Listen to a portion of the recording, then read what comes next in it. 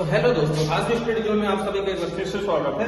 तो आज हम देखने वाले हैं कि एग्जाम में क्या है, कोई भी exam, one day exam, SSC, railway, कोई भी एग्जाम हो, उसमें क्या है विटामिन से रिलेटेड क्वेश्चन आ जाते हैं। तो वो पूछ लेता है कि विटामिन ए का रासायनिक नाम क्या है, या उससे रोग किससे होता है, या रतौंधी रोग किस विटामिन की कमी से होता है, या थायमिन रोग के थायमिन विटामिन के कारण कौन सा रोग होता है। इस प्रकार के क्वेश्चन क्या है, घुमा घुमा के क्वेश्चन पूछ लिया जाता है एग्जाम में।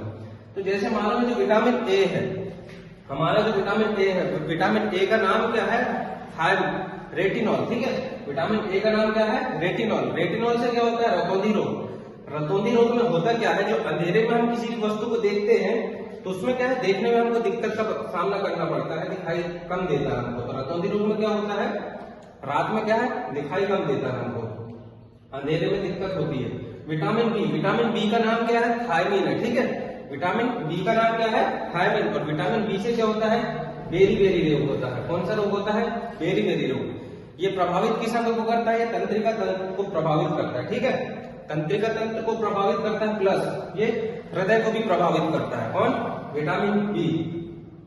तीसरा हो जाता है हमारे पास कौन सा, विटामिन सी। विटामिन सी का क्या है, रासायनिक नाम पूछ सकता है आपसे, अक्सर क्या है एग्जाम में क्वेश्चन आ जाते हैं इससे।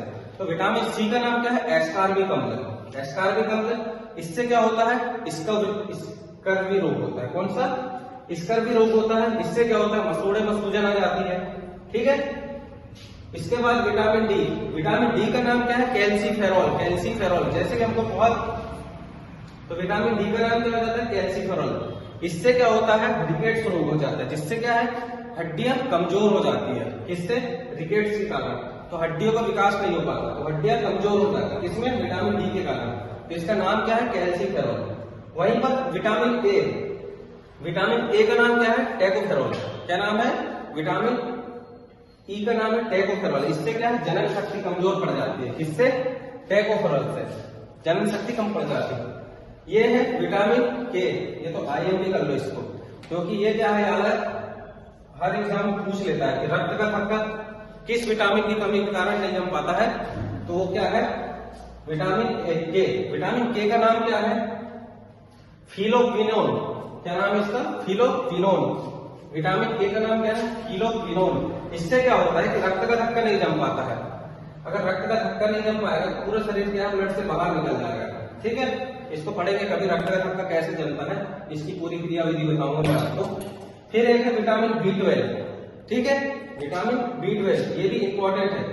राइबोफ्लेविन, क्या नाम है इसका, राइबोफ्लेविन। इससे क्या होता है, त्वचा वगैरह हमारी जो फट जाती है, किसके कारण होता है वो, राइबोफ्लेविन।